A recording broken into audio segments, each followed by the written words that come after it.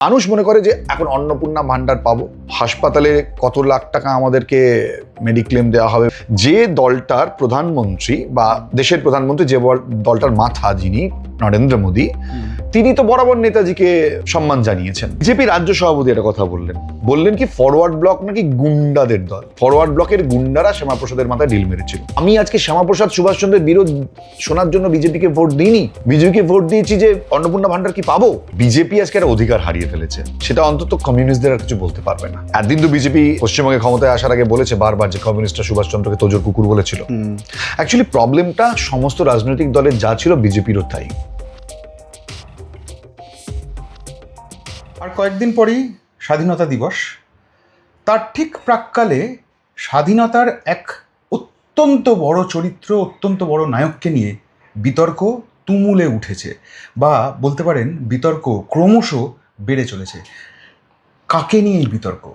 নেতাজি সুভাষচন্দ্র বসু। কি বিতর্ক? বিজেপির তরফ থেকে এমন কিছু মন্তব্য করা হয়েছে যা বাঙালিকে রীতিমতো রক্তাক্ত করেছে। বাঙালির হৃদয়ে রক্তক্ষরণ চলছে। কেন এই বিতর্ক নিয়ে এত টানাপোড়েন, এত নতুন নতুন রাস্তা খুলে যাচ্ছে, সে নিয়ে আজকে আলোচনা করার জন্য আমার সঙ্গে রয়েছে কুণাল বসু। নেতাজি বিশেষজ্ঞ তো বটেই, ওর বইও আছে, এবং শুধু তাই নয়, কুণাল আমার খুব কাছের ছেলে। আমি অভিষেক সেনগুপ্ত, আপনি দেখছেন বেঙ্গল পলিটিক্স। কুণাল, বেঙ্গল পলিটিক্সে তোমাকে স্বাগত। নমস্কার। আমাদের ওই ফরম্যাট যা আমাদের বরাবরই থাকে, এর আগেও তুই আমার কাছে এসেছিস পডকাস্টের জন্য, কিন্তু আজকের বিষয়টা খুব সিরিয়াস বিষয়। মানে আমার একটা জিনিস তুই বল, তোর একটা বই গত বছর বইমেলাতে পাবলিশ হলো, সেই বই নিয়ে একটা বিতর্কও হয়েছে। অস্ট্রেলিয়ার একটা আদালতে তোর নামে মামলাও হয়েছে, তুই সেটা ফেসবুকে পোস্টও করেছিলিস নেতাজি প্রসঙ্গিত বিষয় নিয়ে। তুই নিজে নেতাজি অনুগামী, বা নেতাজির একটা নেতাজির অন্যতম, যারা হয় না আমাদের প্রজন্মে খুব বড় ভক্ত, হ্যাঁ, তুই নেতাজি সেই অ্যাঙ্গেল থেকে যখন এই ধরনের বিষয় শুনতে পাস, যখন তোর সামনে আসে, তুই কতটা রক্তাক্ত হোস? দেখো, একটা বিষয়ে আমি সবসময় ভাবি যে এন্ড অফ দ্য ডে আমরা তো নিজেদেরকে মানুষ বলি, মান আর হুশ আমাদের আছে, তাই আমরা মানুষ। তো আমরা এমন কিছু কাজ করব যেটা সমাজ, আমাদের জীবনযাপন, আমাদের আগামী, এগুলো খুব সুন্দর করবে। এটাই তো উদ্দেশ্য মানুষের জীবনের, যে পরবর্তী প্রজন্মকে আমরা একটা সুন্দর পৃথিবী দেব। এখানে দুটো আসপেক্ট। একটা সরকার ভোটে জিতেছে, আর আরেকটা মানুষ একটা নতুন সরকার তৈরি করতে চেয়েছিল, স্বাধীন সরকার। এখন যে সরকারটা আজকে ভোটে জিতেছে, তার কাজ কি? তার কাজ হচ্ছে মানুষের অন্ন যোগানো, মানুষের জীবনে অনেক বেশি সুযোগ সুবিধা তৈরি করে দেওয়া। তার মধ্যে রয়েছে চাকরি বাকরি, স্বাস্থ্য পরিষেবা একটা বড় বিষয়।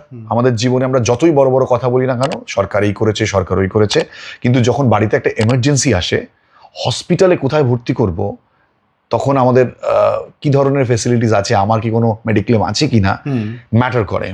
হেলথ একটা বড় ইস্যু, সেটাকে সিকিউর করা। দেন অন্ন বস্ত্র বাসস্থানের দাবি তো সবসময় ছিল। এরকম হাজার দাবি নিয়ে একটা গভর্নমেন্টের কাছে বেসিক কিছু নিড তৈরি হয়।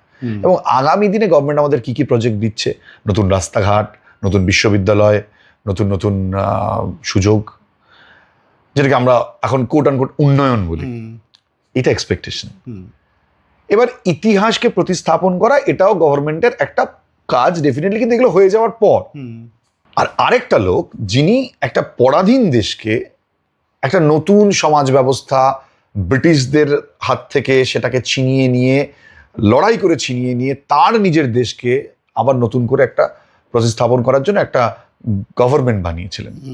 সেই গভর্নমেন্টটার নাম ছিল আরজে হুকুমতে আজাদ হিন্দ, যেটাকে আমরা বলি আজাদ হিন্দ সরকার। আজ থেকে ধরে নাও কত 80 বছরের উপর, প্রায় ক্লোজ টু 80 তো বটে। তো এই দুটো আসপেক্টকে তুমি ভাবো, যে বিজেপির আজকের ডেটে দাঁড়িয়ে প্রথম যেগুলো আমি তোমাকে বলছিলাম, এগুলো নিড, এগুলোকে ফুলফিল করাই হচ্ছে মানুষের কাছে এই মুহূর্তে বিজেপির প্রায়োরিটি। মানুষ মনে করে যে এখন অন্নপূর্ণা ভান্ডার পাবো, হাসপাতালে কত লাখ টাকা আমাদেরকে মেডিক্লেম দেওয়া হবে, বা ওই যেটা আমরা বলছি কি বলে স্বাস্থ্য সাথীর একটা পাল্টা যেটা হচ্ছে, মুখ্যমন্ত্রী স্বাস্থ্য যোজনা টাইপের, প্লাস আরো অনেক অনেক পরিষেবা। সেটা না করে যদি কোনো গভর্নমেন্টের থাকা দল, তার প্রতিনিধিরা এমন কোনো মন্তব্য করে যে আজ থেকে এত বছর আগে দেশকে স্বাধীন করার জন্য যে মানুষটা তার সমস্ত দিয়ে দিল, তার নামে কুৎসা, আমার প্রথম প্রশ্নটা ওঠে, এটার প্রয়োজনীয়তাটা কি? কেন করছি এটা? কথায় বলে পাগলও নিজের ভালো বোঝে।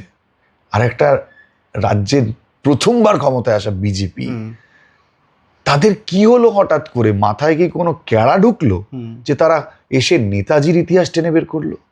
নেতাজির প্রতি এত রাগ কেন? এত লোক থাকতে নেতাজি কেন?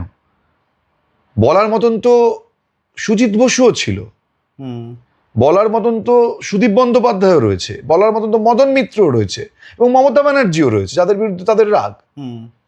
তো তাদের নিয়ে কথা বলতো। সুভাষ চন্দ্রে চলে গেল তারা, মানে যে লোকটা তাদের, ইভেন তুমি ভাবো যে দলটার প্রধানমন্ত্রী বা দেশের প্রধানমন্ত্রী, যে দলটার মাথা যিনি, নরেন্দ্র মোদী, তিনি তো বরাবর নেতাজিকে সম্মান জানিয়েছেন। তিনি এমন একটা কাজ করেছেন যে দেশের কর্তব্য মার্গ বা যেটাকে আমরা রাজপথ বলতাম আগে, সেখানে নেতাজির একটা মূর্তি প্রতিস্থাপন করেছেন। সেটা তো সম্মাননা। তিনি চেষ্টা করেছেন ফাইলস বের করার। এমনকি নেতাজি রিসার্চার্সদের ক্ষেত্রে নরেন্দ্র মোদী ক্ষমতায় আসার পর অনেক ইজি হয়ে গেছিল সে কাজগুলো করা, কারণ বিজেপি এগুলোকে মদত দিচ্ছিল যে আপনারা কাজ করুন। আমি তোমাকে বলছি, আমাকে সেন্ট্রাল বিজেপি থেকে ফোন করা হয়েছিল আজ থেকে 5-6 বছর আগে। ফোন করে এটা বলেছিল যে কাজ করুন, আমরা কোনো ধরনের বাধা দেবো না, নেতাজি নিয়ে কাজ করুন। এত বড় কমেন্ট, নেতাজি নিয়ে আপনারা কাজ করুন। সেখানে স্টেট বিজেপি হঠাৎ করে নেতাজি বিরোধী কথাবার্তাগুলোকে এন্ডোর্স করছে। এবার তুমি বলবে এন্ডোর্স কোথায় করলো? বিজেপি তো অফিসিয়ালি কিছু বলেনি। বিজেপি রাজ্য সভাপতি একটা কথা বললেন কি ফরওয়ার্ড ব্লক নাকি গুন্ডাদের দল। ফরওয়ার্ড ব্লকের গুন্ডারা শ্যামাপ্রসাদের মাথায় ঢিল মেরেছিল। তার পাশাপাশি গেল বিজেপির রাজ্যসভার সাংসদ, সে তো আরো খারাপ, নোংরা নোংরা কথা, এবং তার অনুগামীরা আরো নোংরামি করতে শুরু করলো। এটা সমস্তটাই বিজেপির সঙ্গে সংযুক্ত। এবার যদি তার কোনো প্রতিবাদ, যদি তার এগেনস্টে কোনো কমেন্ট বা কোনো ধরনের একটা সরকারি বা বেসরকারি, ধরো ওদের দলগতভাবে, সরকারের মধ্যে ঢোকাচ্ছি না, দলগতভাবে যদি একটা স্টেটমেন্ট এর এগেনস্টে না দেওয়া হয় যে এটা বিজেপির স্ট্যান্ড পয়েন্ট নয়, স্টেট বিজেপি এটাকে এন্ডোর্স করে না, তাহলে তো এটা মানতাম। আর যদি না করে থাকে, চুপচাপ বসে থাকে, এবার কে ধরো ব্যক্তিগতভাবে কোথায় কি বলে সেটা ম্যাটার করে, অফিসিয়ালি, তাহলে বলা হয় যে নীরবতা সম্মতির লক্ষণ, যে আমাদের ভাই মদত আছে। এটা আমি ধরে নিচ্ছি, আমরা এটাই মনে করি সমাজ ব্যবস্থায়, যে আজকে এটাতে দাঁড়িয়ে প্রথম কথা বলার ছিল যে আমরা এগুলোকে এন্ডোর্স করছি না। শ্যামাপ্রসাদের সঙ্গে সুভাষচন্দ্রের কবে কি বিরোধ হয়েছিল সেটা আজকে তুলে কি লাভ? আমি আজকে শ্যামাপ্রসাদ সুভাষচন্দ্রের বিরোধ শোনার জন্য বিজেপিকে ভোট দিইনি। বিজেপিকে ভোট দিয়েছি যে অন্নপূর্ণা ভান্ডার কি পাবো। মানে এটা কোথাও কি তোর মনে হচ্ছে যে শ্যামাপ্রসাদ মুখোপাধ্যায়কে এখানে এস্টাবলিশ করার জন্য, প্রতিষ্ঠা দেওয়ার জন্য এই ব্যাপারটা করা হচ্ছে? মানে বাংলার বুকে শ্যামাপ্রসাদ মুখার্জির যতই ইতিহাস থেকে থাকুক, বাংলার বুকে তো সেই অর্থে শ্যামাপ্রসাদ মুখার্জি দীর্ঘদিন সেই অর্থে নোন বা মানে পরিচিত মুখ ছিলেন না, নাম জানতেন সবাই, কিন্তু তার যে রাজনৈতিক ব্যাপ্তি, তার যে লড়াই করা, কাশ্মীরের জন্য যে লড়াই, এগুলো তো অনেকেই জানতেন না। কোথাও কি এটা মনে হচ্ছে যে বিজেপি আসার পর এটাকে প্রতিষ্ঠা করার জন্য শ্যামাপ্রসাদ মুখার্জিকে বাংলার বুকে, তিনি কত বড় বাঙালি ছিলেন বা তিনি দেশের জন্য কী করেছে, এটা প্রতিষ্ঠা করার জন্য সুভাষ চন্দ্র বসুর সঙ্গে তুলনা বা কোথাও একটা মানে ভার্সেস ব্যাপার আসছে? ব্যাপারটা দেখো, বিজেপি আজকে একটা অধিকার হারিয়ে ফেলেছে, সেটা অন্তত কমিউনিস্টদের আর কিছু বলতে পারবে না। একদিন তো বিজেপি পশ্চিমবঙ্গে ক্ষমতায় আসার আগে বলেছে বারবার যে কমিউনিস্টরা সুভাষচন্দ্রকে তোজোর কুকুর বলেছিল। অ্যাকচুয়ালি প্রবলেমটা সমস্ত রাজনৈতিক দলের যা ছিল বিজেপিরও তাই। কংগ্রেসের আমলে নেহরু, দেন ইন্দিরা গান্ধী, দেন রাজীব গান্ধীকে প্রতিষ্ঠা করতে হবে, তাদের সমস্ত জায়গায় মূর্তি বসাও, সুভাষচন্দ্রকে ঢাকো, প্রথম থেকে তাই ছিল। কমিউনিস্টরাও তাই করেছে, লেনিন স্টালিন করে গেছে সারা জীবন, সুভাষচন্দ্রকে তোজোর কুকুর। পরবর্তীকালে ক্ষমা চেয়েছেন, ঠিক কথা, কিন্তু তাও তাদের কাছে লেনিন স্টালিন অনেক বড়, মার্কস এঙ্গেল অনেক বড়। বিজেপিও সেটাই করছে। বিজেপি আজকে সেই এসে শ্যামাপ্রসাদকে প্রতিষ্ঠা করার চেষ্টা করছে এবং সুভাষচন্দ্রকে গালাগাল দিচ্ছে। সুভাষচন্দ্রকে, শ্যামাপ্রসাদকে প্রতিষ্ঠা করার জন্য সুভাষচন্দ্রকে গালি দেওয়ার প্রয়োজন রয়েছে? আজকে সুভাষচন্দ্র শ্যামাপ্রসাদের বিরোধটা তৈরি হয়েছিল কারণ সেটা মানুষ জানে, সেটা সেই সময়ের সাম্প্রদায়িক পরিস্থিতি, সেই সময়ের দেশের রাজনৈতিক পরিস্থিতি, সমস্ত কিছু মিলে দুজনের মধ্যে বিভেদ তৈরি হয়েছিল। কিন্তু এটা কি কেউ জানে যে সুভাষচন্দ্র এবং শ্যামাপ্রসাদ মুখোপাধ্যায়ের মধ্যে একটা দারুণ সম্পর্ক ছিল, এবং শ্যামাপ্রসাদ মুখোপাধ্যায় তার যে বিরোধ ছিল সুভাষচন্দ্র এটাও বলতেন, এটা কিন্তু করো না, আমরা কিন্তু বাধা দেবো, এটা কিন্তু করো না, তো আমাদের কিন্তু এটা সম্মতি নেই আপনার এটার সাথে, আপনি কিন্তু ধর্মীয় রাজনীতি করছেন, এটা করবেন না, আমি কিন্তু বাধা দেবো, আমার লোকজন কিন্তু বাধা দেবে। এটা ছিল একটা সুন্দর সৌহার্দ্যের রাজনীতি। বা দেখো, একটা দল, সেই দলের একটা নীতি আদর্শ আছে যে ফরওয়ার্ড ব্লক চাইতো না কোনোভাবেই যে দেশে কোনো সাম্প্রদায়িক মানসিকতা তৈরি হোক, ধর্মীয় বিভাজন তৈরি হোক। ধর্মীয় বিভাজন তৈরি হলে ফরওয়ার্ড ব্লক বুঝেছিল যদি আজকে হিন্দু মুসলমানের মধ্যে বিভাজন তৈরি হয়, যেটা হিন্দু মহাসভা এবং মুসলমান লীগ করছে, এই মুসলিম লীগ হিন্দু মহাসভার এই কাজটাকে আমরা আটকাবো। কারণ কি, যদি এটা হতে থাকে তাহলে ব্রিটিশের মাঝখান দিয়ে ফায়দা নিয়ে বেরিয়ে যাবে, একদিন দুজনের মধ্যে বিভাজন করবে, দেশটাকে ভাগ করে দেবে। সেটাই হলো। হিন্দু মহাসভার এই কার্যকলাপকে ওরা পছন্দ করতো না, সেটাকে ওরা বাধা দিয়েছে। এবং সেখানে গিয়ে ওরা দেশবন্ধু পার্কে যখন এই ঘটনাটা ঘটেছিল, শ্যামাপ্রসাদ মুখোপাধ্যায়ের মিটিং এর ঢিল মেরেছিল ফরওয়ার্ড ব্লকের লোকেরা। সুভাষচন্দ্র তো মারেনি। আরে ভাই, সুভাষচন্দ্র তো ওটনকে জুতোও মারেনি। সুভাষচন্দ্র ওই লোকটাই ছিল না। তাই তার দলকে গুন্ডা বাহিনী বলার আগে বা তার দলের লোককে গুন্ডা বলার আগে এটা ভাবা উচিত ছিল। আজকে বিজেপির কোনো সমর্থক যদি তৃণমূলের কোনো একটা প্রোগ্রামে ঢিল মারে, আর যদি গোটা বিজেপি দলটাকে গুন্ডা বলা ভালো লাগবে? ব্যাপারটা হচ্ছে একটা ইনসিডেন্ট এবং বিক্ষিপ্ত বা বিচ্ছিন্ন ঘটনা, বলছি বিচ্ছিন্ন ঘটনা। এবং সুভাষচন্দ্র কেন শ্যামাপ্রসাদকে কলকাতা কর্পোরেশনে হেকেল করেছিল সেটাকে আজকে তুলে আনার মানেটা কি? তাহলে তো দেখতে গেলে শ্যামাপ্রসাদ মুখোপাধ্যায় রাজনৈতিক জীবনে বিজেপি ছিলই না। শ্যামাপ্রসাদ তো জনসংঘ তৈরি করেছিল। ভারতীয় জনতা পার্টি তো জনতা পার্টি থেকে বেরিয়ে এসেছিল। সেটা তো অটল বিহারী বাজপেয়ী আর আমাদের দীনদয়াল উপাধ্যায় এদের সিদ্ধান্ত ছিল। তারা শ্যামাপ্রসাদের আদর্শটাকে ফলো করেছেন। তার মানে তো শ্যামাপ্রসাদ বিজেপি বানায়নি। বিজেপির জনক শ্যামাপ্রসাদ, কারণ ওর আদর্শটাকে ওরা ক্যারি ফরওয়ার্ড করেছে। কিন্তু বিজেপির জন্মদাতা তো নয়, সেটা তো অটল বিহারী বাজপেয়ী বা দীনদয়াল উপাধ্যায়রা। আবার জনসংঘ যেটা বেরিয়ে এসেছিল হিন্দু মহাসভা থেকে, তার জনক তো লালা লাজপত রায়রা। তো প্রত্যেকটার একটা নির্দিষ্ট রিজন ছিল। ভারতীয় মানে জনসংঘর যে মাদার কনসার্ন, যেটা হচ্ছে হিন্দু মহাসভা, তো হিন্দু মহাসভার সাথে তো বিরোধ ছিল শ্যামাপ্রসাদের। তো সেটা নিয়ে আলোচনা করছো। হিন্দু মহাসভার সঙ্গে বিরোধ হয়েছিল বলতে শ্যামাপ্রসাদ বেরিয়ে এসেছিল সেখান থেকে। তো এগুলো ছিল তৎকালীন রাজনৈতিক প্রেক্ষাপট এবং সামাজিক পরিস্থিতি। সেটাকে আজকের সময় এনে সুভাষচন্দ্রকে নোংরা কথা বলছো, তাতে কি তোমাদের সরকার টিকে যাবে? সরকার কি লোকে বাহাবা দেবে? বিজেপি পশ্চিমবঙ্গে এসে সুভাষচন্দ্রকে গালাগাল দিয়ে আগামী দিনে কাজ করতে পারবে? মানুষের মন পাবে, মানুষ ভালোবাসবে।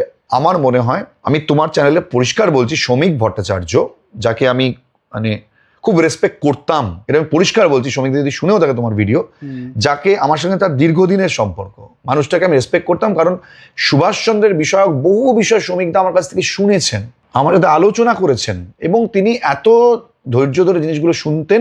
Because I believe he is a very good listener.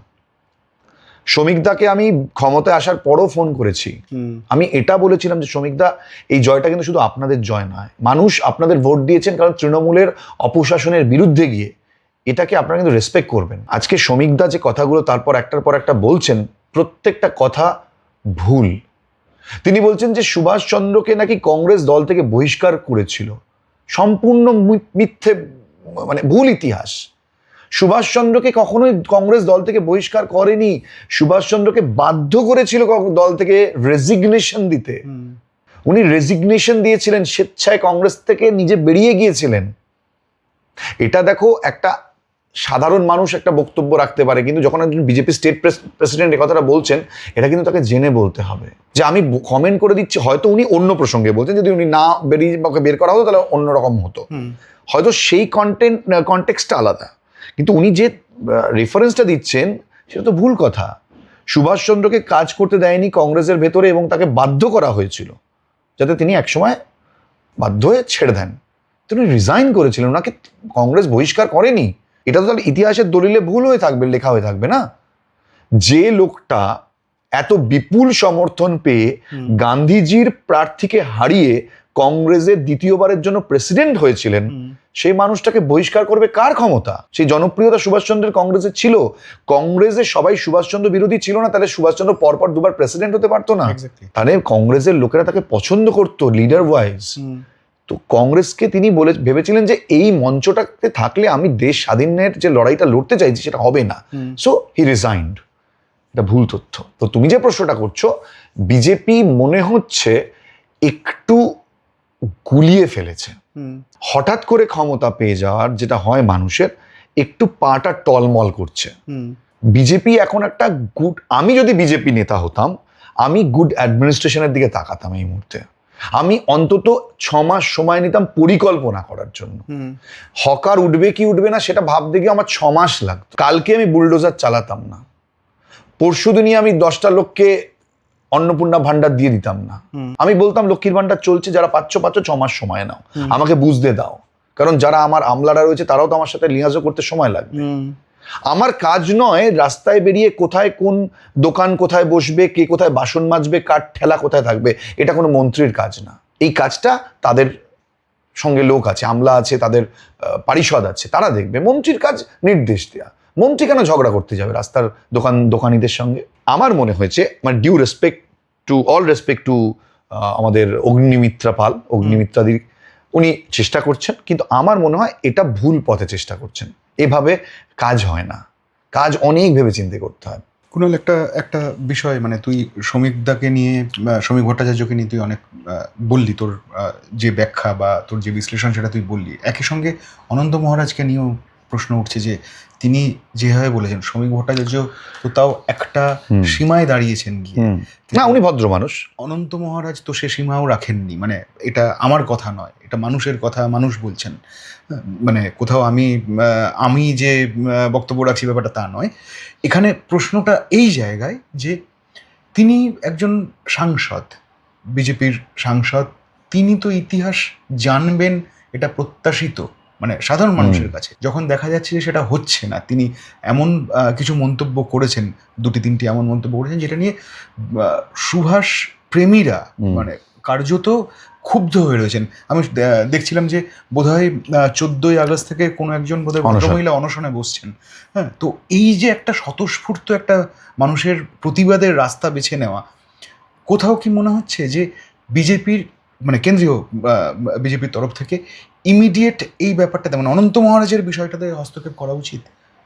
দেখো, এখানেও আমি মনে করি বিজেপির ওয়েস্ট বেঙ্গলে অ্যাডমিনিস্ট্রেশনটা খুব নড়বড়ে।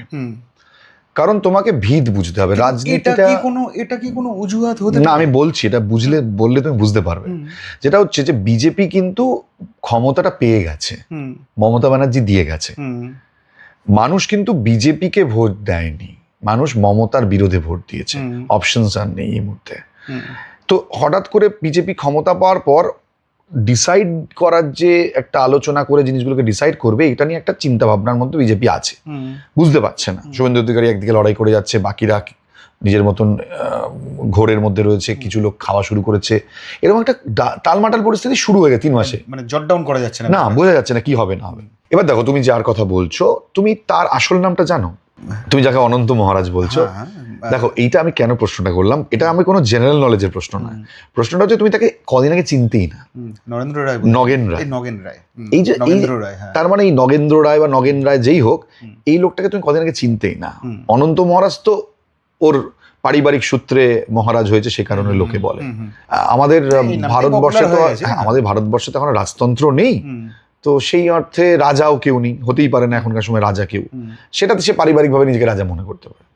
প্রশ্নটা হচ্ছে যে বিজেপি সাথে যুক্ত কিভাবে? এ হচ্ছে এমন একটা মানে পার্টির সঙ্গে যুক্ত লোকাল আঞ্চলিক দল, যে হচ্ছে মানে ওই গ্রেটার কোচবিহারের আন্দোলনের সঙ্গে যুক্ত।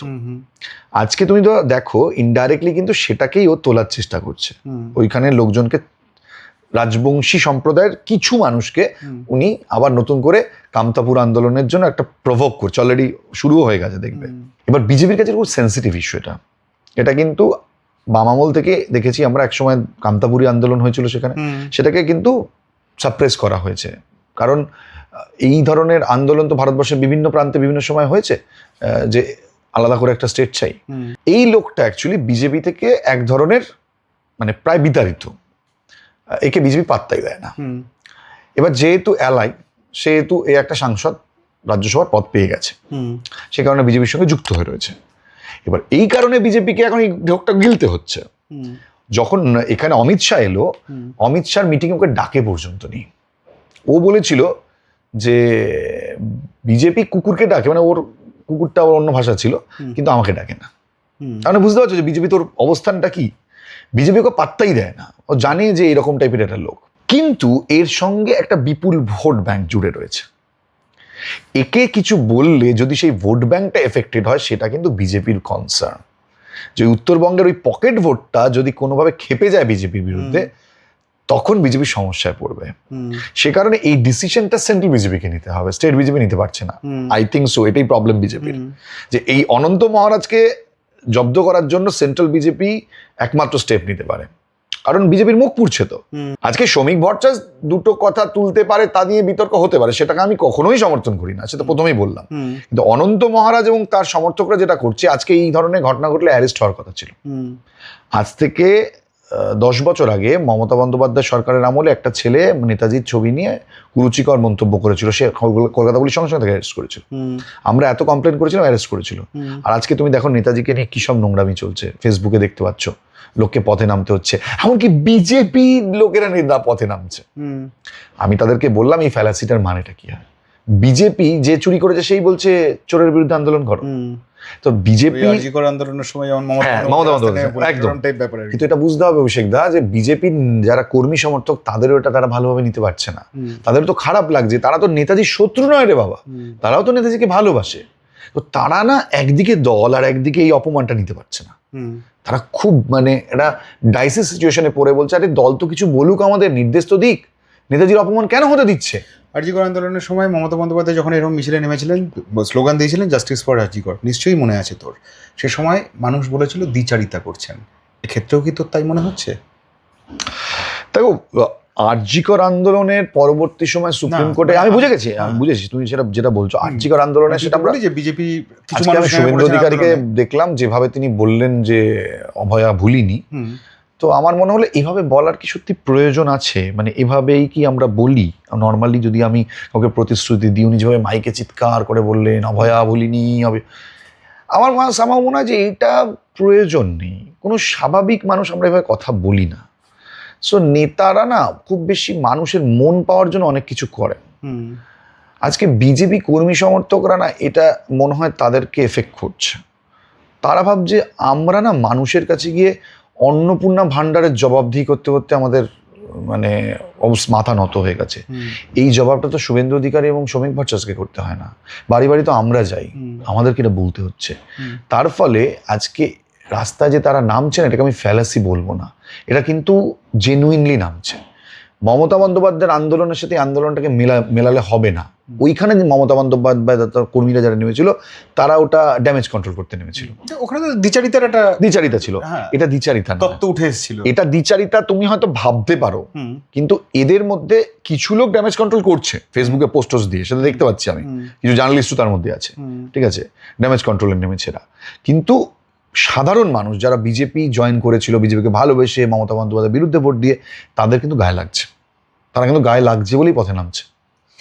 কুণাল, তোর কি কোথাও এটা মনে হয় যে এটা যেহেতু একটা অত্যন্ত সেন্সিটিভ একটা ইস্যু, সুভাষচন্দ্র বসু আমাদের কাছে খুব একটা মানে অত্যন্ত আদরে যত্নে রেখে দেওয়া একজন মানুষ, আমরা আজও মনে করি সুভাষচন্দ্র বসু কোথাও না কোথাও বেঁচে আছেন, এটা আমাদের মনে প্রাণে বোধহয় বাঙালি 200 বছর পরে কেন 2000 বছর পরে বোধহয় এই বিশ্বাস রাখবেন।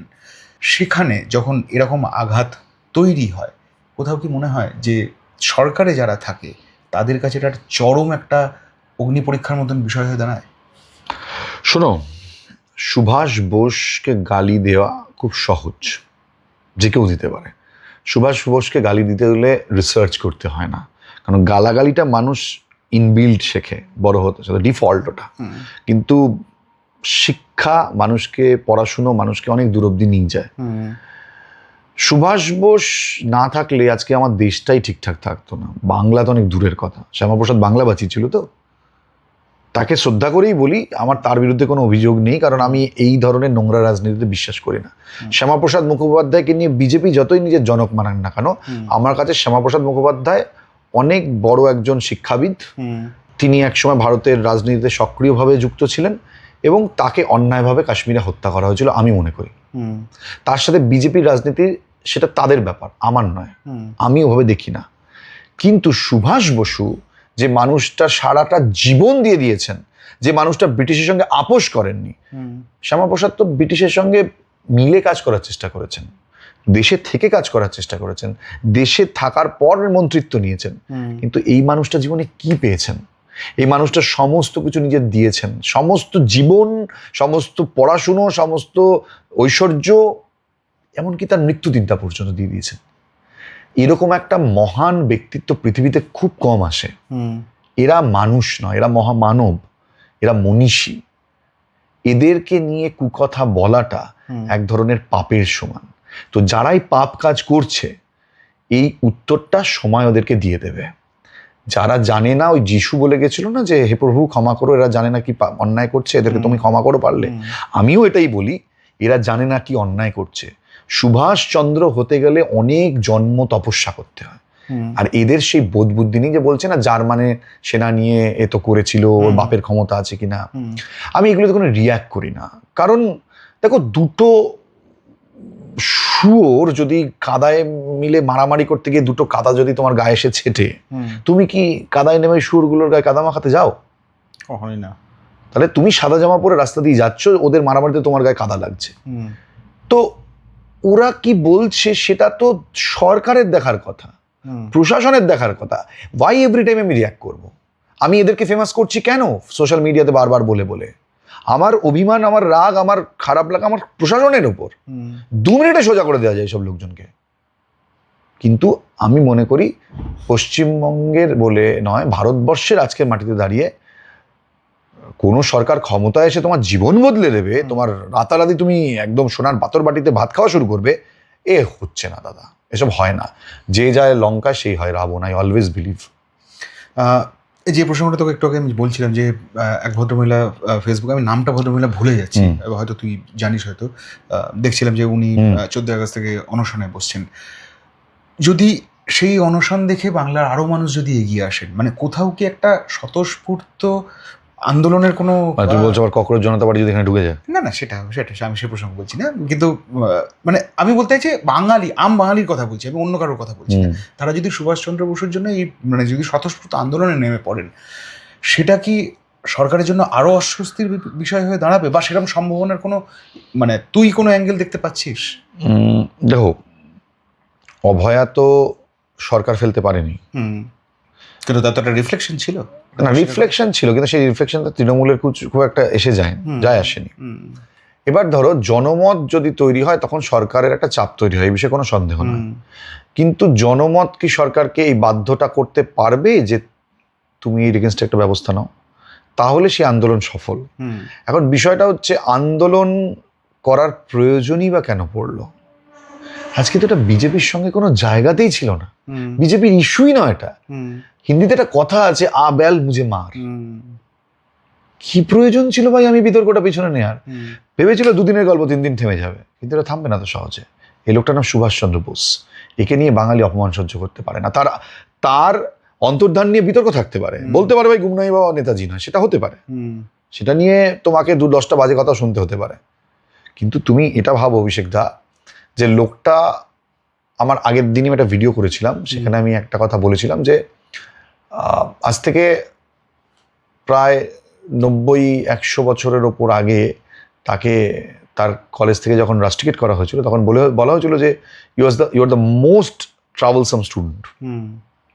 সেই কারণে তাকে তাড়িয়ে দিয়েছিল প্রেসিডেন্সি থেকে। আজ লোকটা পৃথিবীতে নেই।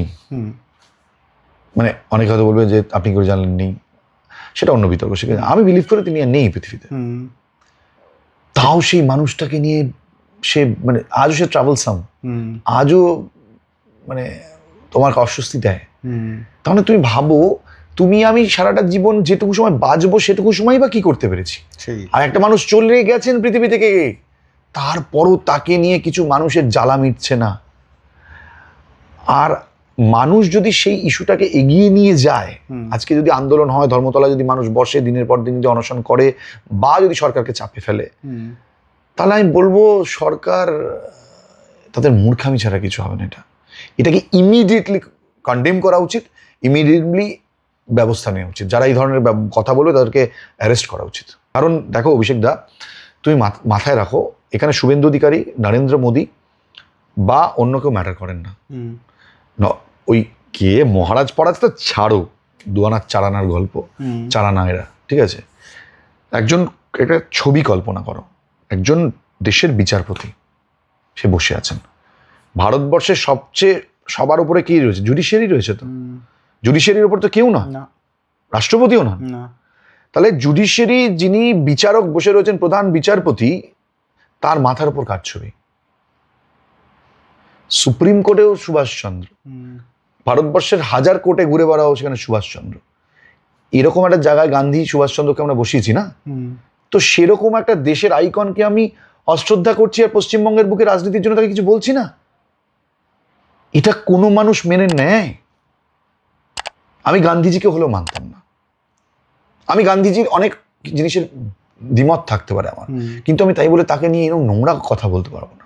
আমরা খুব সাধারণ ওইসব মানুষগুলোর কাছে হোয়াটএভার, আমি বলছি তো, সুভাষচন্দ্রের বিরুদ্ধে অনেকের মতামত থাকতে পারে। আমার যেমন মোহনদাস করমচাঁদ গান্ধীকে নিয়ে অনেক কথা, ইভেন আমি নেহরুজিকে নিয়েও বলছি।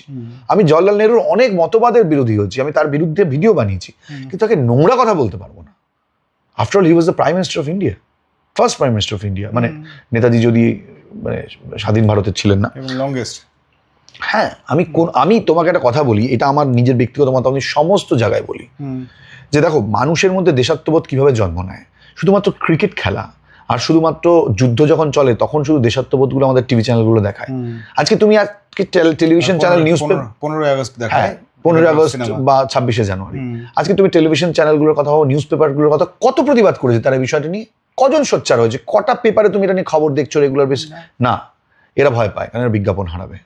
আজকে আমার প্রশ্ন হচ্ছে, না ওই সময়টা বেরিয়েছে, বিতর্কটা নিয়ে বেরিয়েছে, ওই টুকটাক যা ঘটনা হয়েছে।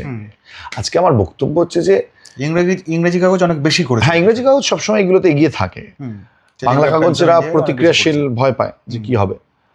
আজকে আমার এটাই বক্তব্য যে সুভাষচন্দ্র বোস সেই মানুষটা, ধরো আমি কি বলতে যাচ্ছিলাম ভুলে গেলাম, যে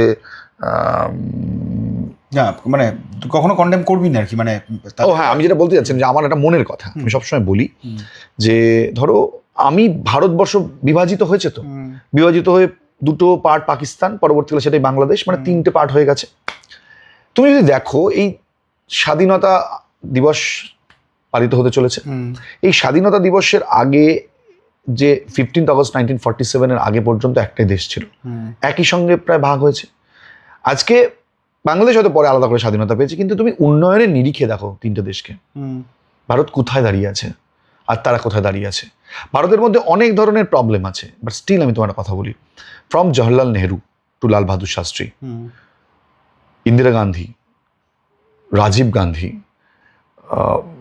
আমাদের আমাদের পিভি নরসিমহা রাও, অটল বিহারী বাজপেয়ী, ডক্টর মনমোহন সিং, নরেন্দ্র মোদী, এই পরপর প্রাইম মিনিস্টার, তারা কিন্তু প্রত্যেকটা মানুষ দেশের জন্য 1% হলেও কন্ট্রিবিউট করেছেন। সেই কারণে আজকে ভারত এই জায়গায় দাঁড়িয়েছে। তোমার বিরোধিতা থাকতে পারে এদের সাথে, তুমি এদের বহু নীতিতে তুমি মানে হতে পারে তোমার এই ডিসিশনটা পছন্দ না, বা মানুষ হিসাবে এই ঘটনাটার সাথে তুমি একমত নয়, খারাপ তো থাকবেই, কিন্তু তাই বলে তুমি এদেরকে অস্বীকার করতে পারো না। জওহরলাল নেহরু অনেক কিছু ভাবনা চিন্তা দেশের জন্য করেছিলেন। ইন্দিরা গান্ধী না, জওহরলাল নেহরুর চিন্তা ভাবনা, ইন্দিরা গান্ধী না থাকতেন ইসরো সেবা তৈরি হতো না। আজকে ভারত মহাকাশে এত দূর অব্দি গেছে, কিন্তু সেই চিন্তা ভাবনা সেখান থেকে ছিল। আজকে তুমি অটল বিহারী বাজপেয়ীর পরমাণুর চিন্তা ভাবনা অনেক পুরনো, সেটা ইন্দিরা গান্ধীর সময়ও ছিল। কিন্তু আজকে তুমি যদি পিভি নরসিমহা রাও সেই সময় উদ্যোগ না দিতেন, তাহলে কিন্তু ভারতের অর্থনীতি এই জায়গায় আসতো না। আজকে ডক্টর মনমোহন সিং না থাকলে কিন্তু তুমি এই ভারতের আজকে বলতে পারো অর্থনীতি তো একটা অবশ্যই, টেলিকমিউনিকেশন আজকে মনমোহন সিং এর সময় থেকেই কিন্তু আমরা এই পর্যায়টা শুরু হয়েছিল। রাজীব গান্ধী, ঠিক আছে, তিনিও এইগুলোর একটা বিশাল ভূমিকা রেখেছিলেন। নরেন্দ্র মোদী, আজকে অনেক বিতর্ক থাকতে পারে নরেন্দ্র মোদীকে নিয়ে, কিন্তু তবুও নরেন্দ্র মোদী দেশকে একটা পর্যায়ে নিয়ে গেছেন সারা পৃথিবী, বৈদেশিক নীতি নিয়ে বিশেষ করে। ইভেন হ্যাঁ, আমরা বারবার বলি যে বিদেশ নীতির ক্ষেত্রে আমরা অনেক স্ট্রং। এবার এটা নিয়ে তুমি বিতর্ক করতে পারো, বাট তুমি এদেরকে ইগনোর করতে পারো না, because they are all finest prime ministers of India. এরা নিজের জীবন দিয়েছে অনেকে। ভাই, আমি কংগ্রেসপন্থী নই, বাট স্টিল রাজীব গান্ধী, ইন্দিরা গান্ধী নিজের জীবন দিয়ে দিয়েছে, লাল বাহাদুর শাস্ত্রী নিজের জীবন দিয়েছে। আজকে আমরা অটল বিহারী বাজপেয়ীর মতন একটা প্রধানমন্ত্রী পেয়েছিলাম, এরকম শিক্ষিত মানুষ সব। সো আমার বক্তব্য হচ্ছে, এইরকম মহান ব্যক্তিত্বদেরও যেমন আমি কিছু বলতে পারি না, তাদের বিরুদ্ধে নোংরা কথা বলতে পারি না। যেটা আমি দেখলাম এই কদিন আগে, যেটা শ্রীলেখা মিত্রকে নিয়ে বিতর্ক হয়েছে, উনি সেটা অন্য কথা, উনি বলছেন আমি দেখিনি, চশমা পড়েছিলেন কিছু, কিন্তু কেউ না কেউ তো পোস্টার নিয়ে এসেছিল। সেটা রাস্তায় প্রদর্শিত হয়েছে। আমার কালচারে বাধে যে আমি একটা প্রাইম মিনিস্টারের বিলো দ্য বটম ছবি দিয়ে এরকম করে প্রচার এটা করা যায় না। এটাই আমি বলছি। আর সেখানে সুভাষচন্দ্র তো কয়েক যোজন দূরে, তাকে নিয়ে কম্প্রোমাইজ করছি কি করে as a government of West Bengal? আমার একটা অশোক স্তম্ভ লাগানো আছে, আমি আমার দেশের সম্পদকে ভোটের রাজনীতির জন্য বিলিয়ে দিচ্ছি? এটা আমার মনে হয় বিজেপির এই কনসার্নই নেই। বিজেপি বিষয়টা, বিজেপি এখনো রাজনীতির ঘোরে আছে। মানুষ মনে হচ্ছে ঢেলে দুধ ঢালবে মনে করছে, না, মানুষ কখন বিষ ঢালবে বুঝতেই পারবে না। মানুষ সব পারে, মানুষকে বোকা ভাবাটা বোকামি হবে। লাস্ট কোয়েশ্চেন তোর কাছে, কিন্তু আমি জানি এর উত্তরটা একটু তুই একটু ভালো করে দিবি, সেই কারণে তোকে এই প্রশ্নটা আমি করছি। সেটা হচ্ছে যে তোর হঠাৎ করে, মানে তুই তো একটা লম্বা পথ চলেছিস, তবে গিয়ে তোর গত বছর বইমেলায় একটা নেতাজির উপর একটা বই বেরিয়েছে এবং সে বই বেস্টসেলার হয়েছে। সবচেয়ে বড় ব্যাপার এটা, মানে আমার দেখা কোনো লেখক যে খুব কাছাকাছি আমার, মানে আমার হৃদয়েরও খুব কাছাকাছি, যার বই বেস্টসেলার হয়েছে, মানে এটা আমার কাছে একটা অহংকারের বিষয়, নিশ্চিতভাবে, কোনো সন্দেহ নেই। কিন্তু তুই হঠাৎ নেতাজি নিয়ে এই রিসার্চটা তোর শুরু হলো কিভাবে? কোন পর্ব থেকে তোর হঠাৎ মনে হলো যে আমার এই বিষয়টা, মানে হয় না কিছু কিছু বিষয় আমাদের তো টানে, কবে টানটা অনুভব করলি তুই? নেতাজির পিছনে অন্যতম কারণ হচ্ছে বিবেকানন্দ। আচ্ছা, অ্যাকচুয়ালি দেখো, আমরা নিজেদেরকে কন্টেন্ট ক্রিয়েটার বলি, কিন্তু আমরা কি সত্যি সবাই কন্টেন্ট ক্রিয়েটার?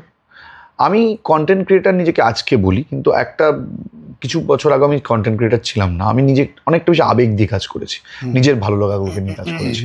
কিন্তু এখন আমি দেখতে পাই সেগুলোর দাম বড্ড কম। আজকে সমাজ ব্যবস্থা, নীতি আদর্শের দাম নেই। শুধু কন্টেন্টের দুনিয়া তুমি দেখো, এখানে তুমি ভালো একটা কন্টেন্ট, মানে যেটাকে আমরা ছোটোবেলা থেকে যে ধরনের নীতি আদর্শ বা ছোটোবেলা থেকে বাবা মারা যা শিখিয়েছিলেন, সেগুলোকে নিয়ে তুমি যদি চলো, যে কোনো খারাপ কথা বলবে না, বড়দের সামনে কোনো মিসবিহেভ করবে না, নোংরা কথা বলবে না, গালাগাল দেবে না, বা এমন কিছু, মানে ওপেন রাস্তাঘাটে এমন কোনো শব্দ ব্যবহার করবে না, কিন্তু তুমি আজকে সোশ্যাল মিডিয়ার জায়গাতে দেখো সেগুলোই অ্যাকসেপ্টেড, সেগুলোই লোকে দেখছে, সেগুলোই সবচেয়ে বেশি চলছে। কিন্তু আমি যখন প্রথম এসেছিলাম, আমার মধ্যে অনেক আবেগ ছিল। ভারতের স্বাধীনতা আন্দোলন, ভগৎ সিং, সুখদেব, রাজগুরু, ক্ষুদিরাম বোস, এই যে মহলটা ছোটবেলা থেকে আমাকে, মানে এই যে বিপ্লবী চেতনা আমাকে ভীষণ আকর্ষিত করতো ছোটবেলা থেকে। আমি নেতাজি সুভাষচন্দ্র বসুকে অনেক পরে পড়েছি, কিন্তু তার আগে বিবেকানন্দ আমার আদর্শ ছিলেন। বিবেকানন্দর বই নিয়ে ঘুমোতে যেতাম। আচ্ছা, তো বিবেকানন্দকে সেই বয়সে বুঝেছিলাম, কারণ সুভাষচন্দ্র অনেক সেই তুলনায় কঠিন ছিল রাজনীতি, কিন্তু বিবেকানন্দ খুব সহজ বাচ্চাদের জন্য বোঝার জন্য। তখন তো ওই ইন্সপিরেশনটা দরকার হয় না জীবনে। কিন্তু সুভাষচন্দ্র কেন বিবেকানন্দ দ্বারা অনুপ্রাণিত হয়েছিল সেটা পরে বুঝতে পেরেছিলাম। অ্যাকচুয়ালি জিস্ট বিবেকানন্দ, কিন্তু তার ফসল সুভাষচন্দ্র। দেখো, বিবেকানন্দ দ্বারা অনুপ্রাণিত হয়ে সুভাষচন্দ্র যখন সম্পূর্ণ ভারতের স্বাধীনতা আন্দোলনের জন্য নিজেকে নিয়োজিত করলেন, সেই স্ফুল্লিঙ্গটা কিন্তু ক্ষুদিরাম। আচ্ছা, ক্ষুদিরাম বসুর ফাঁসিটা সুভাষচন্দ্রকে নাড়িয়ে দিয়েছিল, এবং সেখান থেকেই কিন্তু তিনি প্রথম স্বাধীনতার আন্দোলনে নিজেকে সম্পূর্ণ নিয়োজিত করবেন, এই ভাবনা চিন্তা তার মধ্যে এসেছিল। আচ্ছা, পরবর্তীকালে তিনি যখন আইসিএস পড়তে গিয়েছিলেন, আইসিএস পড়া তার পরিবারের চাপে ছিল, এবং তিনি সেখানে, তুমি জানো, 4th হয়েছিল। কিন্তু এই আইসিএস এ 4th হওয়ার পরও সুভাষচন্দ্র কিন্তু একটা দ্বিধায় ছিলেন যে তিনি কি সত্যি সিভিল সার্ভিসটা করবেন ফাইনালি, নাকি তিনি তার যে চিন্তা ভাবনা রয়েছে দেশকে নিয়ে কাজ করা। এইখানে কিন্তু সুভাষচন্দ্রের এই দ্বিধাটা কাটিয়ে দিয়েছিলেন তার বন্ধু আমাদের হেমন্ত সরকার। আচ্ছা, হেমন্ত সরকার সুভাষচন্দ্রকে খুব মানে কঠিন একটা আঘাত করে বলেছিলেন যে তুই ভুলে যাচ্ছিস, তুই সিভিল সার্ভিস করার জন্য জন্মাসনি, তুই ভারতবর্ষে এসে আবার মানে আমলা হবি, ব্রিটিশ আমলা, সেখানে তার প্রচুর মাইনে তখনকার দিনে, সেটা তুই করবি, তার জন্য তো তুই ভাবনা চিন্তা করিসনি, তুই তো সিভিল সার্ভিস করেছিলিস শুধুমাত্র তোর বাবাকে সন্তুষ্ট করার জন্য। সুভাষচন্দ্র কিন্তু সেখান থেকে পুরোদমে আবার মোটিভেটেড হয়ে গেলেন, এবং কিন্তু তিনি সম্পূর্ণ সিভিল সার্ভিস ত্যাগ করলেন, চিঠি লিখলেন ব্রিটিশকে যে আমি আপনাদের দাসত্ব করতে রাজি নই, সিভিল সার্ভিস ত্যাগ করছি, এবং সেখান থেকে তিনি চলে এলেন ভারতের স্বাধীনতা সংগ্রামে। এই সমস্ত ঘটনাগুলো আমাকে খুব ইন্সপায়ার করেছিল অনেক ছোটবেলা থেকে। এবং সুভাষচন্দ্রের আমি একটা ছবি এঁকেছিলাম 1997-এ আমার স্কুলে, নেতাজির 100 বছর। কোন ক্লাসে পড়িস তখন?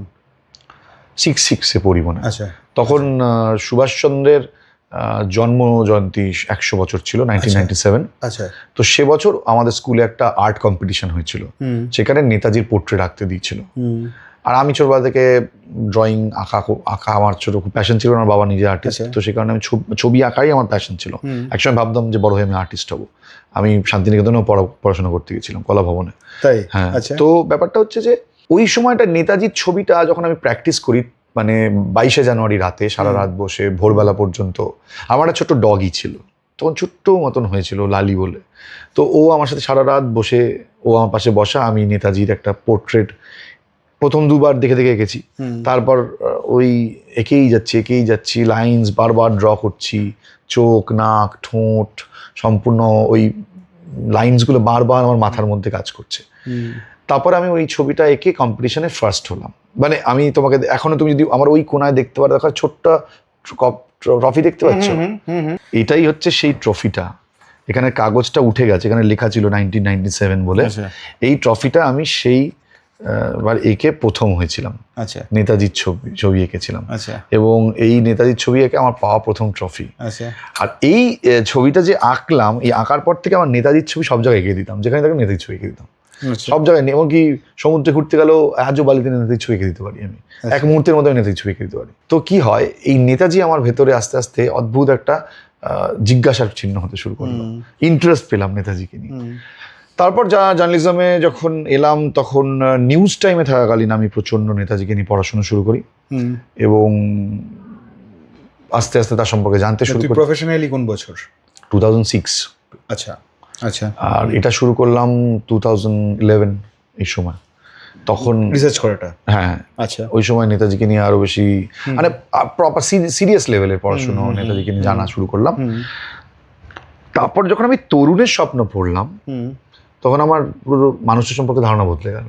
মানে যদি নেতাজি সুভাষচন্দ্র বসুকে বেশিরভাগ লোকই চেনে না, অনেকেই মনে করেন যে উনি একটু ঢাল তরোয়াল নেওয়া বন্দুক ফন্দুক চালানোর লোক, একদমই কিন্তু তা নয়। ওই মানুষটা না পুরো আধ্যাত্মিক মোড়কে মোড়া একটা মানুষ। মানে তুমি যদি তরুণের স্বপ্ন পড়ো, বা তুমি আমার বন্ধু সুভাষের সঙ্গে 12 বছর পড়ো, বা আমার বন্ধু সুভাষ পড়ো, আমাদের ডিএল রায়ের ছেলে, নামটা বলেছি, বলো নাম বলো, নামই বলেছি, দেখো কি অবস্থা। তো এদের যদি তুমি লেখা পড়ো, তোর চর্চা, ফলে আমার খুব বেশি নাম এগুলো জানা নেই। তো তুমি যদি এদের লেখা পড়ো, তুমি বুঝতে পারবে যে সুভাষচন্দ্র মানুষটা এতটাই অন্যরকম, নীতি আদর্শবোধ ভীষণভাবে ছিল। দিলীপ কুমার রায় যখন লিখছেন এক জায়গায়, আমি দেখছি যে বলছে সুভাষ ছোটবেলা থেকে ভীষণ ওর নেতৃত্ব দেওয়ার ক্ষমতা ছিল, কিন্তু ও কোনোদিনও কারোর ওপর কোনো কিছু চাপিয়ে দিত না, ওই জোর জবস্তি তর্ক করে চাপিয়ে দিত না। ও সবাইকে তুমি বলে ডাকতো, এবং তখনকার দিনে কালচারটা ছিল তুমি বলার, স্টুডেন্টরাও তুমি বলতো একে অপরকে। তো সুভাষচন্দ্র বলতো, সুভাষ আমার কাছে এসে অনেক কিছুতে আমাকে বুঝিয়েছে, কনভিন্স করতো, বোঝাতো ওর যুক্তি দিয়ে, তারপরও রাজি হলে ওর সঙ্গে নিত। বলছে যে তো এরকম একটা ঘটনা আমি পড়েছিলাম তখন, যেটা হেমন্ত সরকার লিখছেন, যে ওরা একবার মুর্শিদাবাদ বেড়াতে গিয়েছিল। কৃষ্ণনগর যেহেতু হেমন্ত সরকারের বাড়ি, তো হেমন্ত সরকারের বাড়িতে গিয়েছিলেন সুভাষচন্দ্র, সেখান থেকে ওরা সবাই মিলে কৃষ্ণনগর থেকে মুর্শিদাবাদ ঘুরতে গিয়েছিল। মুর্শিদাবাদের ওই পলাশির প্রান্ত সব দেখতে গেছিল সুভাষচন্দ্র ছোটবেলায়। তো এটা বিখ্যাত ঘটনা। তো একটা জায়গা থেকে ওরা যাচ্ছে সবাই মিলে, তখন একটা অরহরের জঙ্গল, তার মধ্যে দিয়ে ওরা সব দৌড়ে দৌড়ে যাচ্ছে। তো হঠাৎ করে সুভাষচন্দ্র বলছে যে এই দেখো, এগুলো কিসের জঙ্গল গো? তো ওরা বলছে, হেমন্ত সরকার বলছে অশ্বত্থর জঙ্গল। তো কিছু দূর যাওয়ার পরে বলছে দেখো, অশ্বত্থর জঙ্গলগুলি সুন্দর লাগছে। তো সবাই হো হো করে হাসছে। যে ওরা হাসছে কেন? বলছে দূর বোকা, এটা অশ্বত্থর জঙ্গল নাকি? তুমি অশ্বত্থ চেনো না, অরহরের জঙ্গল। বলছে তারপর সুভাষচন্দ্রের যে ফেসটা, চোখ দিয়ে জল পড়ছে। বলছে তুমি আমাকে মিথ্যে কথা বললে কেন? আমি তো তোমার কোনোদিন খারাপ করিনি, আমাকে মিথ্যে কথা বললে কেন? সবাই আমাকে হাসছে। বলছে সুভাষ মজা বুঝতো না, ওর একটাই ওর লাইন ছিল সিরিয়াস, সব সোজাভাবে বুঝতো, মানে বাঁকা কথা বুঝতে পারতো না। মানে উনি সারা জীবন সোজা কথা বুঝেছেন, তুমি যা বলবে সেটাই বিশ্বাস করবে। ওই আমরা বলি না একটু তির্যক ভাবে কথাবার্তা, একটু হেয়ালি করে কথাবার্তা, এসব উনি বুঝতেন না। উনি ভীষণ স্ট্রেট ফরওয়ার্ড ছিলেন। আমার সামাও ওনাকে মনে হচ্ছে উনি একটু অর্থোডক্সও ছিলেন, আগেকার দিনের লোকের একটু অর্থোডক্স ছিলেন, উনি সামাও অর্থোডক্স ছিলেন কিছু কিছু বিষয়। উনি ভীষণ ডিসিপ্লিন ছিলেন। তো ওনাকে যখন আমি পড়েছি আমি বুঝতে পেরেছি সুভাষচন্দ্র ভীষণ নীতি আদর্শ মানতেন। উনি ওই গিয়ে কারো গেলে মানে বললাম চলে গেলাম গুলি চলে গেলাম এই টাইপের লোক নয়, উনি নীতি আদর্শ নিয়ে যুদ্ধ করেছেন। ওনার প্রত্যেকটা পদক্ষেপে ছিল রেসপেক্ট মানুষের প্রতি, উনি ভীষণ সম্মান করতেন মানুষকে, কাউকে কুকথা বলা উনি পছন্দ করতেন না। এবং ইভেন যখন একতা কাপুর বোস ডেটার লাইভ করলো তখন কিন্তু ওখানে দেখানো হয়েছিল ওটনকে উনি জুতো দিয়ে মারছে রাজকুমার রাও, সুভাষচন্দ্র চরিত্র করেছেন। সুভাষচন্দ্র ওই মানুষটাই ছিলেন না কোনোদিনও। সুভাষচন্দ্র কোনোদিন কাউকে জুতো দিয়ে মারবে এই মানসিকতা ওনার কোনোদিন ছিল না। এমনকি ওটনের ওই ঘটনার পর ওকে রাস্ট্রিকেট করা হবে কিনা এই নিয়ে একটা ডামাডোল চলছে, তখন উনি বলছেন যে ওরা কি আমাকে কনসিডার করবে, এবং এটা উনি রিকোয়েস্ট করেছেন যে ওই দলে আমি ছিলাম না। ওর লোকজন করেছিল, মানে ওকে যারা ভালোবাসত বন্ধু বান্ধব, ওরা ও মনে করছে ও প্রতিবাদ করেছিল ওই ঘটনাটা ঘটেছিল। ইজ দ্য মানে অ্যাকচুয়ালি মাস্টার মাইন্ড। নেতাজি মানুষটা কোনোদিন এরকম ছিলেন না, এটা বুঝতে গেলে বেশি রকেট সায়েন্স পড়তে হবে না, বেশি উদাহরণের প্রয়োজন নেই। সবচেয়ে বড় কথা কি জানো তো, মানুষটা আজাদ হিন্দ ফৌজে যাওয়ার পর এত বিরোধ থাকার পরও কিন্তু আজাদ হিন্দ সরকারের গান্ধী ব্রিগেডের নাম উনি বদলাননি। এত বিরোধ, যে লোকটাকে বকাটে ছেলে বলেছিল গান্ধী এক সময়, যে ছেলেটাকে হারানোর জন্য তিনি তার প্রার্থী দিয়েছিলেন, সেই মানুষটা সুভাষচন্দ্র বোস দেশের বাইরে গিয়ে গান্ধীকে ফাদার অফ দ্য নেশন বলেছিলেন, জাতির জনক। আমি আজকে এই দুয়ানার চারানার যারা তোমার রাজা তাদেরকে একটা জিনিস বলতে চাই যে সুভাষচন্দ্র বোস হওয়া যায় না, সুভাষচন্দ্র বোস হওয়া যায় না। সুভাষচন্দ্র বোস ওপর থেকে আসে। এই মানুষটার মধ্যে যে কি সম্ভ্রম, কি শ্রদ্ধা, কি ভক্তি ছিল দেশের প্রতি এবং দেশের নেতাদের প্রতি। উনি সবসময় একটা কথা বলেছেন যে গান্ধীজির সাথে আমার বিরোধ থাকতে পারে, কিন্তু আমাদের পথ আলাদা হতে পারে, লড়াইয়ের পথ আলাদা হতে পারে, কিন্তু আমাদের লক্ষ্য এক, আমরা দুজনই স্বাধীনতা চাই। সেই কারণে তিনি বিদেশের মাটিতে দাঁড়িয়ে বলেছেন যে he is my leader, he is the father of the nation. আজকে অনেকেই বলে গান্ধীকে জাতির জনক, আমি মানি না, কিন্তু অদ্ভুতভাবে এই বকাটে ছেলেটাই কিন্তু গান্ধীকে জাতির জনক বলেছিল। আবার গান্ধীর গবেষক যারা রয়েছেন তারাও আবার দাবি করেন যে সুভাষচন্দ্রের প্রতিও গান্ধীর একটা সহানুভূতি, একটা স্নেহ, এসবগুলো বিভিন্ন সময় কাজ করেছে। তখনকার দিনের রাজনীতিটা ওরকম ছিল না অভিষেকটা। গান্ধীজি পলিটিক্যালি সুভাষচন্দ্রকে অপছন্দ করতেন because of his way of politics. বা দেখো, রাজনীতিতে তো সবাই চায় সুপিরিয়র থাকতে, তো গান্ধীজি বুঝেছিলেন যে সুভাষচন্দ্র আমার কন্ট্রোলে থাকার লোক নয়, তাই জন্য উনি চাইনি যে কংগ্রেসে ও ক্ষমতাসীন হয়ে থাকে। তার মানে যে স্নেহ কমে গেল তা নয় ব্যাপারটা, স্নেহ জায়গা থেকে ছিল, বয়সে ছোট ছিল এবং সেটা ছিল, কিন্তু পলিটিক্সও করেছেন ওনার এগেনস্ট, এটা অস্বীকার করার কোনো জায়গা নেই।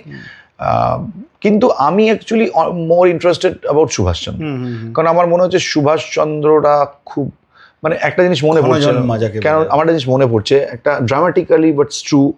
উনি যখন কাবুল যান, সেই সময় যখন উনি উত্তমচাঁদ মালহোত্রার ওখানে ছিলেন, সামবেনিগালের ওই সিনেমাটাতে অংশটা দেখিয়েছিল, খুব ইন্টারেস্টিংলি দেখিয়েছিল যে উনি কি যখন কীর্তি কিষাণ পার্টির হয়ে যখন ভগৎরাম তালবার ওকে নিয়ে যায় ওখানে, তো উনি তো ছদ্মবেশে গিয়েছিলেন মোহাম্মদ জিয়াউদ্দিন, তো সেই সময় সিল্ক রুটটা ইউজ করেছিলেন বোধহয়। হ্যাঁ, ওই সময় ওখান থেকে কাবুল হয়ে আফগানিস্তান হয়ে পরবর্তীকালে রাশিয়া যা ট্রাই করেছিলেন, মস্কো। তো সেই সময় যখন উত্তমচাঁদ মালহোত্রার কাছে যান ভগৎরাম তালবার, তখন মানে এটা খুব ড্রামাটিক্যালি করেছিলেন যে বলছেন যে আমি একজনকে নিয়ে এসেছি কমরেড, আপনার কাছে একটু শেল্টার দিতে হবে। তো তখন উত্তমচাঁদ মালহোত্রার একটা প্রশ্ন ছিল যে এমন কাকে নিয়ে এসছো, এমন ভাব করছো না সুভাষচন্দ্র বোসকে নিয়ে এসছো, এত গোপনীয়তার কি আছে? তখন যে কমরেড সুভাষ বোসকেই নিয়ে এসছি। মানে সুভাষ বোস আমার বাড়িতে, মানে তুমি ভেবে দেখো কোন লেভেলের লিডার ভারতবর্ষের তখন, আর এই চারানার নেতা রাজা এরা কারা? সুভাষ বোস দিনের পর দিন ওই বাড়িতে ছিল দোতলাতে, এবং উত্তমচাঁদ মালহোত্রার স্ত্রী বারবার এটা বলতেন যে কাকে একটা বাড়িতে নিয়ে এসছে, মানে কি হবে, কোন দিন ব্রিটিশ পুলিশ চলে আসবে, আমাদের জীবনটা। তখন একদিন উনি বাধ্য হয়ে বলেন যে তুমি জানো তুমি কাকে কথা বলছো, তুমি জানো আমার বাড়িতে কে এসছে, ওপরের ঘরে কে আছে? সুভাষচন্দ্র বোস। তখন তো উনি নেতাজি হননি না, সুভাষচন্দ্র বোস। সুভাষ বোস মানে যখন উনি ওপরে যান ওনার দুটো বাচ্চাকে নিয়ে, বলছে ওনার ওয়াইফ বলেন যে যে আপনি শুধু আমার বাচ্চা দুটোর মাথায় একবার হাত রেখে দিন, আপনি যদি একবার হাতটা রাখেন তার জন্য যথেষ্ট। এবং উত্তমচাঁদ মালহোত্রা যখন ধরা পড়েন ব্রিটিশদের হাতে, এইসব জানাজানি হয়, মানে বরফের ওপর ফেলে মেরেছিল দুজনকে।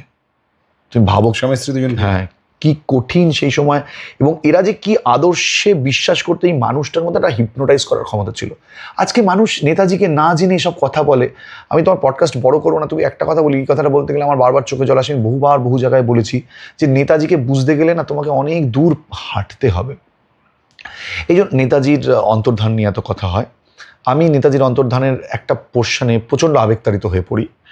এই ঘটনাটা যখন নেতাজি ভারাড়ি গিয়েছিলেন গোমো যাওয়ার জন্য, এবং তিনি তার অশোকনাথ বসু, যিনি নেতাজি সুভাষচন্দ্র বসুর মেজদাদা শরৎ বোসের বড় ছেলে ছিলেন, তার বাড়িতে উনি উঠেছিলেন, যেটা সবাই জানি। ওখানে শিশির বোস নিয়ে গেছিলেন ওনাকে, এবং সেদিনকেই ওখান থেকে উনি ওনার গাড়িতে করে চলে যান গোমো।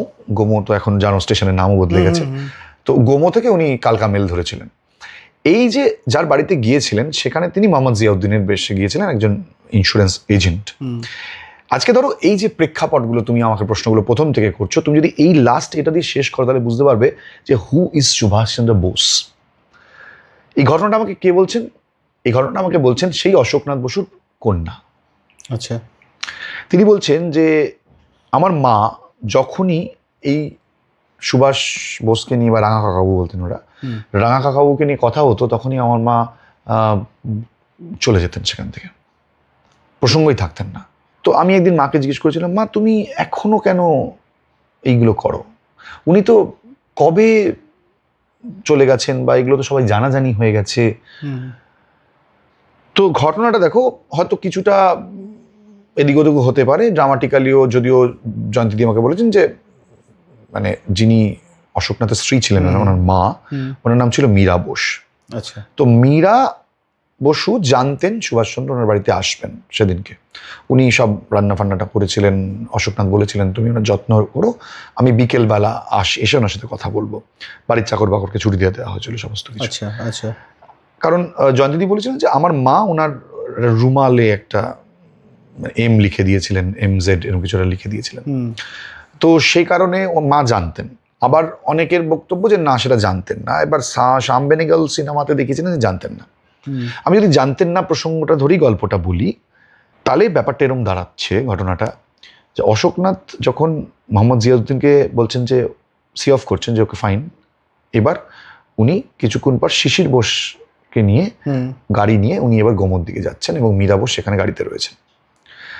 মাঝপথে মোহাম্মদ জিয়াউদ্দিন গাড়িতে উঠছে। আবার সেখানে মীরা বোস অবাক হয়ে যাচ্ছে দেখে যে এই লোকটা তো চলে গেছিল, আবার গাড়িতে উঠছে কেন।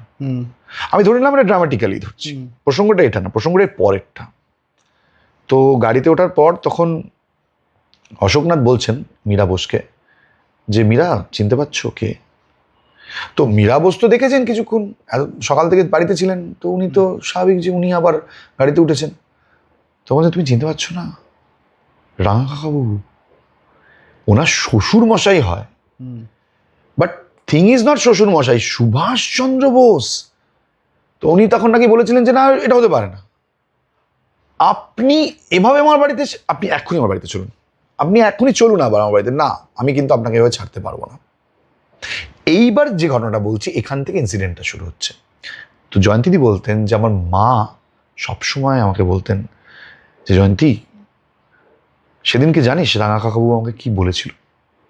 রাঙা কাকু বলেছিল যে মীরা, আমি একটা বড় মিশনে যাচ্ছি, এই মিশন কবে শেষ হবে আমি জানি না, আমি সেখান থেকে ফিরবো কিনা সেটাও জানি না, কিন্তু এই কথা কোনোদিন কাউকে বলো না যে আমি এখানে এসেছিলাম। এই কথা যদি বাইরে বেরোয়, ব্রিটিশ পুলিশ যদি জানতে পারে, তাহলে তোমার স্বামী কিন্তু বিপদে পড়বে।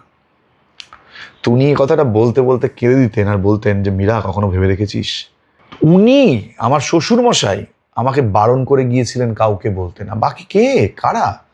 উনি কি আমাকে বলে গেছিলেন যে কথা বলো সবাইকে, বলে দিও? আর বলে গেছিল মীরা, ব্রিটিশ পুলিশ যদি জানতে পারে তাহলে তোমার স্বামী বিপদে পড়বে। আমি বিপদে পড়বে কথাটা বলেননি কখনো। উনি অনেক বেশি কনসার্ন ছিলেন আমার স্বামীকে নিয়ে, আমাদের ফিউচার নিয়ে। তো ওরকম একটা মহান ভগবান তুল্য আমার শ্বশুরমশাই আমাকে বলে গেছিলেন যে কথা কোনোদিন কাউকে বলবে না, সেই জন্য এই কথা আমি কোনোদিন কাউকে বলতে পারবো না। তা তুমি ভাবো কতটা কনভিন্সিং পাওয়ার। এবং আমি ভগবানজিকে নিয়ে যখনই কাজ করেছি সমস্ত লোক এই কথাটা বলেছে, সেম কথা, যে ভগবানজি বারণ করেছেন, বলা যাবে না। উনি যাকে যেটা বলতেন সে কোনোদিন মুখ খুলতো না। কিছু লোক খুলেছেন পরবর্তীকালে ওনার হয়ে কিছু সত্য বাইরে আসুক সেটা চেয়ে, বাট এই মানুষটাকে যারা অপমান করে তারা ইনডাইরেক্টলি ভগবানকে অপমান করে। That's all, your honour. বাঙালির আলোচনা, বাঙালির চর্চা, বাঙালির মননে, বাঙালির হৃদয়ে, বাঙালির মস্তিষ্কে ছিলেন, আছেন এবং থাকবেন। সুভাষচন্দ্র বসুকে নিয়ে যতই বিতর্ক হোক, তার অবস্থান সব কিছুর ঊর্ধ্বে। আজকে কুণাল ওর গল্পে, ওর ব্যাখ্যায়, ওর বিশ্লেষণে, ওর উপলব্ধি দিয়ে বোঝালো কেন সুভাষচন্দ্র বসুকে বাঙালি ভগবান ভাবে। আজকে ভিডিও এই পর্যন্তই। ভালো থাকবেন, দেখা হচ্ছে পরের ভিডিওতে। নমস্কার।